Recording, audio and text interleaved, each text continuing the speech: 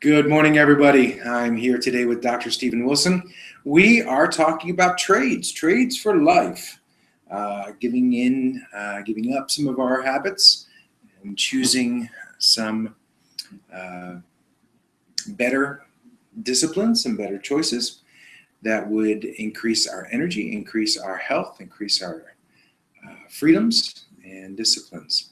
And Steve, I'm going to need you to scoot in a little closer to me because you're not showing on, it's better. Now I can see both your ears instead of just one. So probably need to have you, there we go, that's a little bit better. Now I can see your chin and your ears. And I'd scratch one. Lucky. Yay. Yeah, all right. So we are blessed to be here today at Four Winds Coffee and Tea, also known as the Christ Center in Grand Junction, Colorado. And how are you this glorious morning, Dr. Wilson? I'm really doing well, Steve, and it's so fun to consider the topic that we're going to do today. And it's been a long time coming, and it's a lot of philosophical positions that we're going to kind of wander through, but they will encompass this thing called health. So here we go. Here we go. You wanted the floor this morning. You're going to have to dance all by myself? Well, for a little while until I step on your toe. In the years that I've spent on the planet Earth, I've found some very interesting facts. They're really quite interesting because they're actual. That life is nothing but a series of trades. And hopefully, if you make a trade for something that doesn't work, you're very quick the next day to make a trade to get out of it. And most of us are very, very not up for that, so to speak. We cling to these bad trades simply because that in recognizing that we made a bad trade, bought something that wasn't working, that if we trade it, we made a mistake. And that's one of the issues that we have, is we need to recognize our faults and continue to trade upward for the right thing. We have no rights not to try to improve what we're doing. And therein is the interesting thing, that if we began with good information, we would have to make fewer trades. And that issue is I'm going to confront the worst trade that we have ever made as a culture in this nation. And it was in the early 1900s to mid 1900s is we began to trade inorganic foods for processed foods. And in that situation, my culture, my time frame, my generation accepted that for a long time. And it's you need to wonder why it is that we went down that road with the evidence of so much disease that is attributable to our eating habits today. When in fact we see that 1 out of 1,000, by the time they reach 60, are free from pharmaceuticals. And then you read the stats that some 90% at the entry level of people could change that disease by simply changing diet. You've got to wonder why. But what got us in here? What is the compelling structure that keeps us indexed to buying these poorly nutritional foods? And one is that sugar is metabolizes to an opiate, and that is one of the greatest addictions that we have. We also know that they have a preponderance of salt in these products. We know that that constricts the arteries, which is giving you the energy. So between the two, if in fact they gave you these processed foods without sugar and salt in them, you would not eat them, and you would literally starve to death. So it's within that perimeter that in giving up that trade for convenience, for the fact that you could go in very quickly and buy your supplies, open up a can, put it in something and heat it, and fill your stomach with something is what's put us in this pickle today. So it's kind of one of those continuums that or an endless spout, if you will, that we get on one side of this thing and we never let go until finally you come to this tipping point where someone has suggested that your diabetes is going to get the best of you, your cardiovascular issues are going to get the best, and you've got a choice at that time of simply continuing down the road with pharmaceuticals or to change your diet. Well, don't you have that choice all along, every day, every time you go to the grocery store? We do. Every meal? We do, except I'll make a kind of a general statement that if we took a radius of 1 mile from where we are, Steve, it would be very difficult to find nutritional food. Okay. And it's not convenient anymore. 80% of all foods made are genetically modified. And we see a huge block of people that have come to realization that this is not the appropriate way to do it. And they're spending large amounts of money, probably not wisely, to buy organic foods, but they're making that effort, and that is critical today. And in fact, if we got a block of people to do that, you would find that business would begin to build products to meet our needs. Okay. So you've mentioned organic foods twice. Uh-huh. And I think it's a generational thing. It's a discussion we've had, but I'd like you to describe to our audience today what you mean by organic foods. Okay. Organic means alive. And I think it was you the other day that started questioning me about that and got the old dictionary out. It talks about enzymatically alive, meaning this product that we're consuming is filled with enzymes. And enzymes are things that cause chemical reactions in the body. If you don't have them, your body doesn't function efficiently or effectively. So when we're talking about organic, it doesn't mean grown in organic farms. It means, is the food alive? And I think it would be fair to give an analogy that if you oh gosh. Go ahead, I'm listening. If you bought foods that were, Steve, I've got it right over here. If you bought foods that were a week old, you would agree that they would begin to die, and they weren't as healthy as you picked them fresh from the plant, nor were they as alive. So it's within that kind of a thought process that we need to understand the definition of. We're moving. Okay. Watch your coffee. Got it. I'm watching it. Yeah, there you go. Well, that's perfect, did it? Enzymatically alive, you were saying? I was saying. Before we plugged in. So if you travel down and you buy food that won't rot, you have bought food that has never been alive. And Well, it has been at some point it was alive. It's just in the process of trucking and transporting and trying to give it a shelf life from Guatemala to California and New York City and Quebec, Canada, all in the same truck, same process. They've had to kill or slow down or remove those enzymes. Otherwise, it would have been rotted before the Texas border. before we get it, so we eat it, and we now have what we call food in the body, but we don't have nutrients. And that's where we got to draw the line. And it's from there that we begin to do some pretty strange things. Well, let's talk about the enzymes in the stomach. If in fact there are literally trillions of digestive enzymes, they're called gut bugs, in easy language. There are hundreds of trillions of these things in your gut.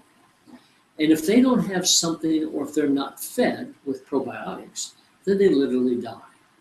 And it's within that process that people, now all at once, there are psychiatrists that have seen the relationship between gut issues and depression. And it started with Dr. Candace Pert, but it's now gravitated into our culture to where a number of psychiatrists, known psychiatrists, are taking people totally off their antidepressants and taking a direct assault on putting probiotics in their stomach, and the results are profound. So if depression is in part due to gut issues, it would make sense to put probiotics in our system. And these things are just yeast that's rotted away, if you will. So let's stay on that topic, but go back 50 years, go back 100 years.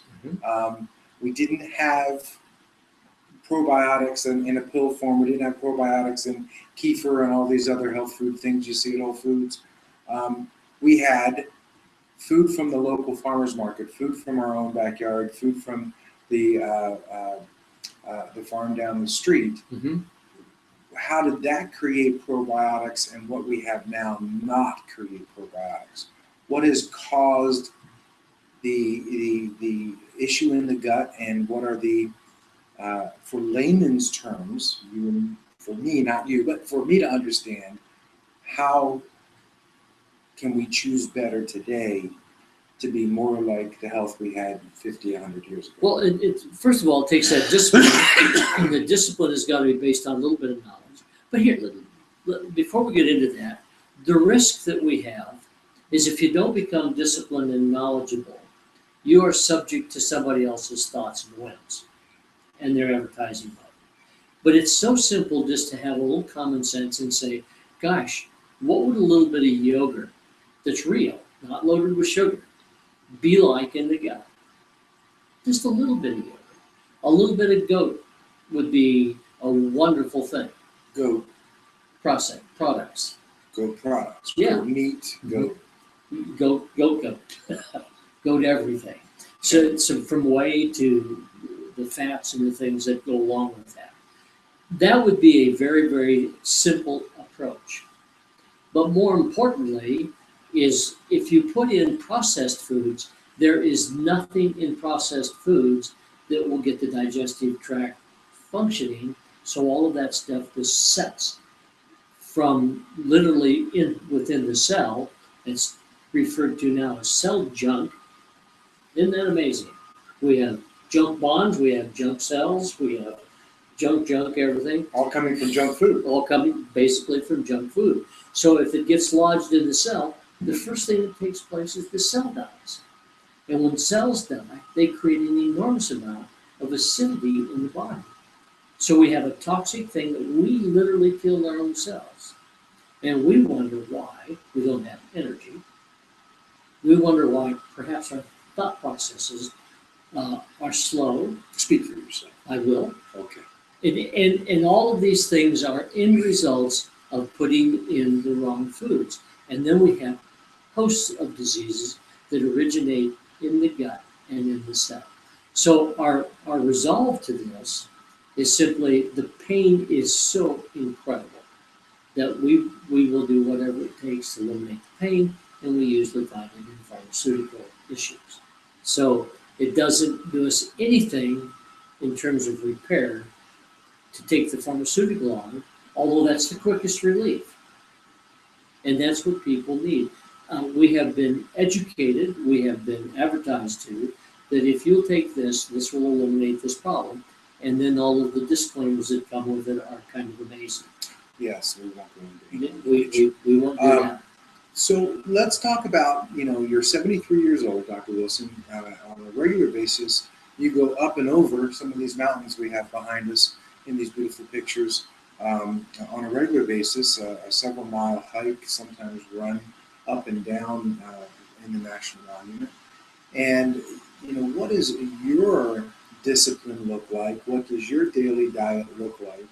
And what are the things that you're supplementing or adding to what's available in the everyday store shelf choices?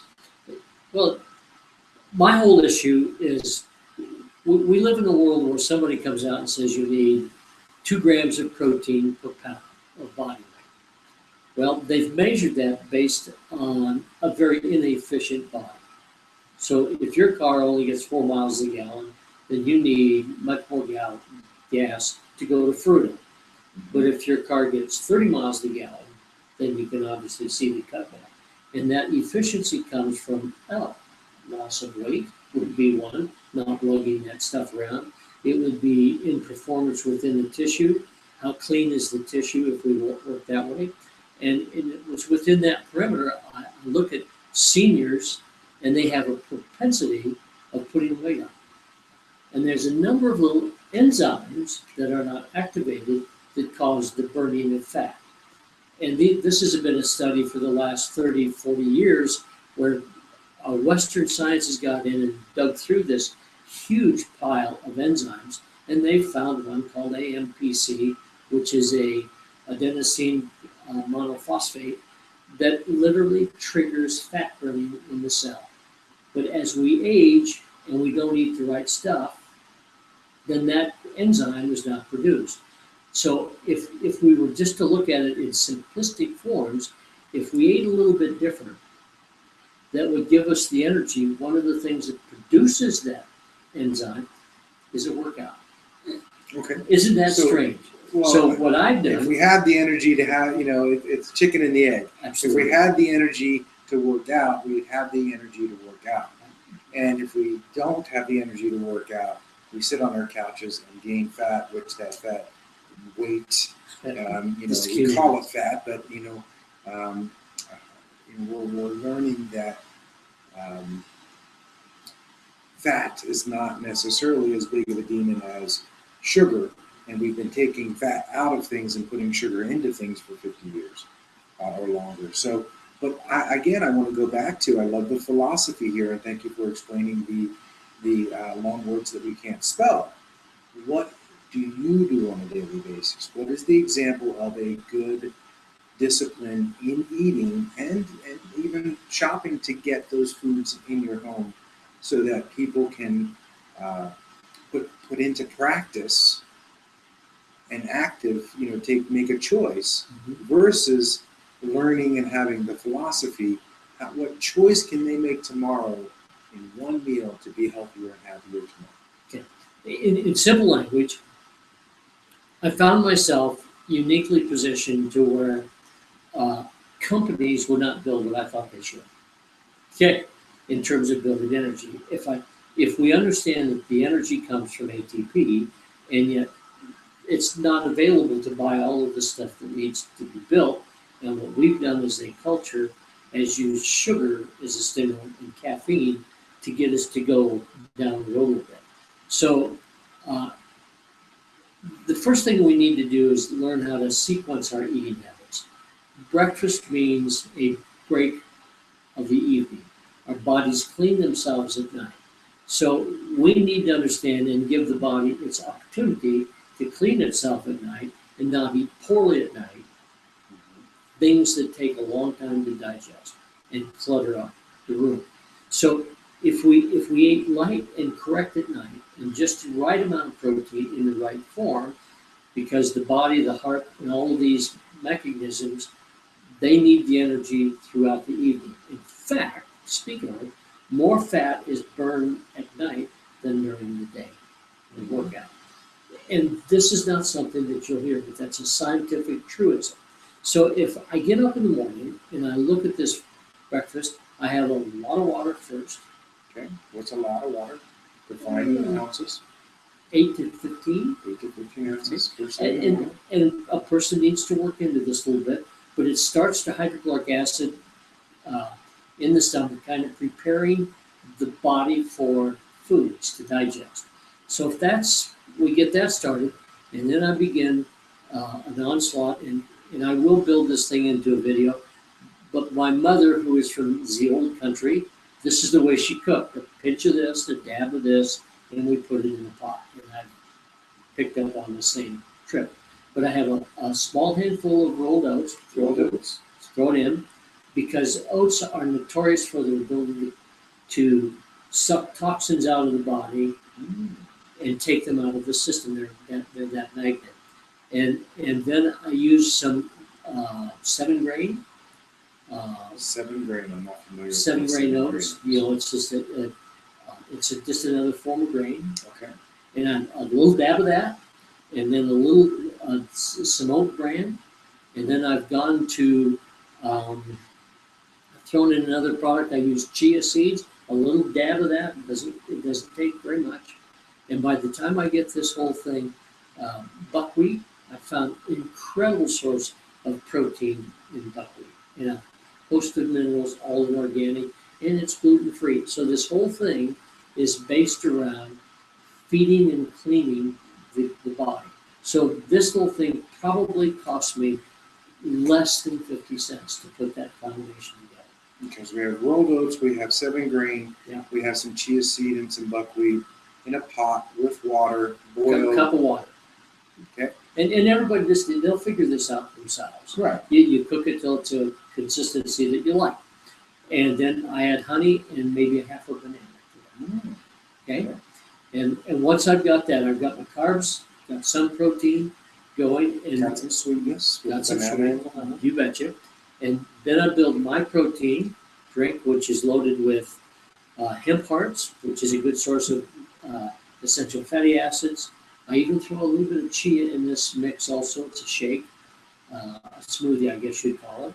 And this shake is made up of sweet potato, which has the ability to control some hormones that determine satiety, meaning my hunger.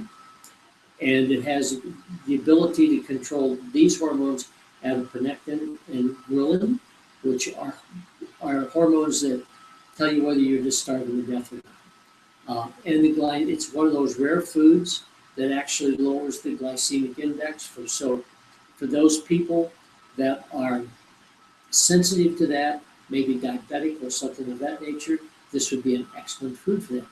Then it's made up of red beets. I'm looking for the vasodilation and the iron content and a host of minerals and a host of antioxidants that's found in red beets. So there we have a combination with that. And along with that, I'm throwing in and starting this week, I've got the sample at home, the final. We're building our whey product for protein out of goat milk. And goat is so fascinating as a product because it's gluten-free. The fat in it is small enough to where it doesn't have to be homogenized. It begins to take care of the digestive tract because of the probiotics that's already in it. So that it is going to be a very, very, very interesting product. And of course, the hemp seed, as we well know. So it's within that gives me about 6 hours of work per day, and it's cleaning my body. It's giving me flexibility within the cell. In that, when cells are damaged or they're worked out, they need to be rebuilt with something. So if you put the right nutrients in, you will build a healthy cell. Along with that, enzymatically, all of this stuff is working through the gut. It's beginning to clear out arteries because of the ability to clear plaque. It's Clear plaque. clean plaque out. We will have a whole nother conversation of plaque buildup in the arteries Okay. and the difficulty in getting nutrients to the cells because the arteries are clogged. But you're saying that there is a way nutritionally in what we take into our mouths to flush out things that we've taken years to build up by poor eating. That says a man that's 47 years old and spent 45 of those years damaging myself almost intentionally with my eating habits, with smoking, with poor exercise disciplines, and now I want to see the next 40 years, the next 50 years in my future. So I'm making changes, and I want to believe, have faith that it's not too late, that I can reverse some of those bad decisions of 20 plus years, 30 plus years. Well, okay, I'll put a time frame on my life. Okay. I was raised in a farm community, and we ate very, very, very, very well off the soil. And I was raised with a very Hebrew background in terms of obedience, if you will. And that carried me through about 17 years. In the high school, college times, I kind of fell into a deep hole. I don't think many of us have missed that word. And somewhere around the age of 50, I took a look at what I had produced in those 20 years. I said, you know, I really don't like this. And I don't want to go into the next 20 with this body. So what's it take to change it? So I turned back to the disciplines that I was raised on and began to look at them in a scientific way rather than do this because I tell you, I did it because I trusted. And in trusting, trust is a different word than faith. Trust is based on evidence. Faith is just do it because I tell you. That's a real quick overview.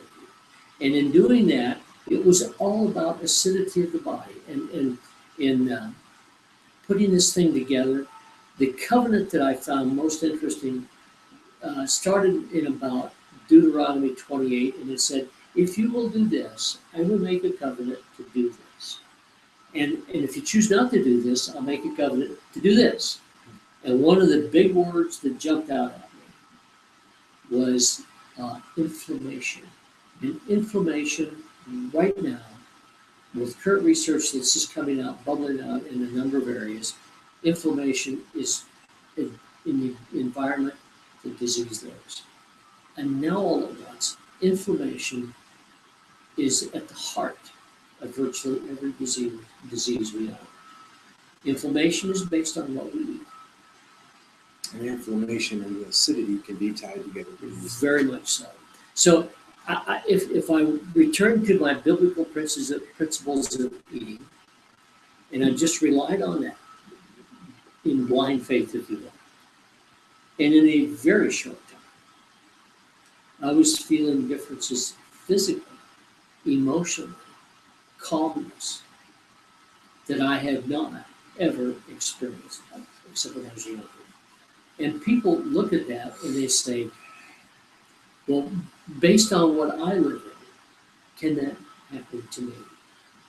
And I'm telling you right now that if you will be obedient to these instructions, and we need to understand that the food sources that we have, you need to seek supplementation, and that's what we've done in terms of, I've gone out and found the best source of red beets, the best source of sweet potatoes, the best source of whey. All of these things that go into building energy, we found the best source that we could find. Organically grown, the way they process it, the way it's brought to us, all of these things come together to where if we clean the cell, clean the blood, clean the liver, it will in fact clean the brain, clean the tissues, and you'll become more efficient and burn less fuel. And if we can get that burn going and then clean the gut, you cannot believe how much better I feel in just a few short years. First, there were about 10, 15 years that I spent learning this stuff and fussing with it.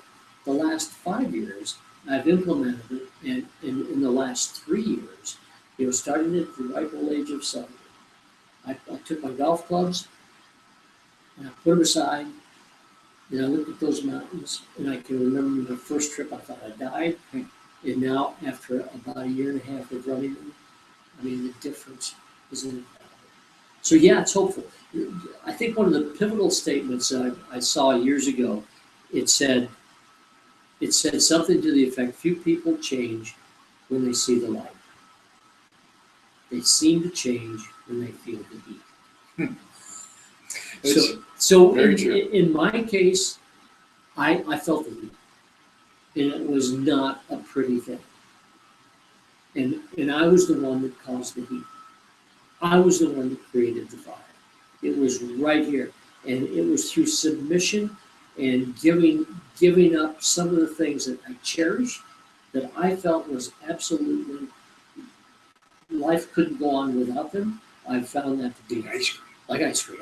I still have some ice cream. But you know, Stephen, it is so easy to give these things up, and it is so easy to have a little bit of them and then walk away. And in doing so, all at once, the cognitive skills that I see so many people my age that they're worried about, and I'm sitting here looking at them saying, it's within reach. It's a doable deal. This is not too hard. In fact, that's one of the biblical principles that I live by. The things that I give you is not too hard for you to do. Isn't that an amazing statement? One of my favorite bumper stickers, it says, God will not give you anything you cannot handle. And then below it says, sometimes I wish God didn't trust me so much. That's a cute line. That's a cute little bumper sticker. We're going to wrap up. We've got about 3 minutes left, and we've talked today about trading trades in life from what's easy, convenient, and what the marketing people tell us to buy, to biblical principles from good education, good knowledge, good testing that have worked for you and will work based on science for others on healthy choices and healthy activity. And just let's take a minute or two and just tie that together, Stephen, in in blessing somebody with an action they can take today or tomorrow to move in that direction. Without energy, you do nothing. You sit. So we have to have a source that produces energy in the way the body was designed. The next case is what's going to drive that is the amount of oxygen. If you don't have oxygen in your blood, you're not going to move. It's done. Once we've accomplished those two items and put them in proper sequence in your system, the thing that you need to do then is eliminate the burn. You've got to get your digestive tract. But if you don't have all of those things in order, you're not going to get off the sofa to go do stuff. And then once all that's accomplished, it is about rest. Okay. One thing. There's one thing I can do today or tomorrow to get off the couch. Put in sugar. You guys be blessed today. We're going to avoid sugar today and tomorrow, and hopefully much into the future. Take a moment and look at the ingredients of what you're eating. Sugar is hidden in so many things. It's called so many different things. Dried cane is sugar. Fructose is sugar. Apple juice, concentrate added to things is sugar. So avoid that sugar, or your body will be healthier, and thank you for it. We'll see you next Friday. God bless.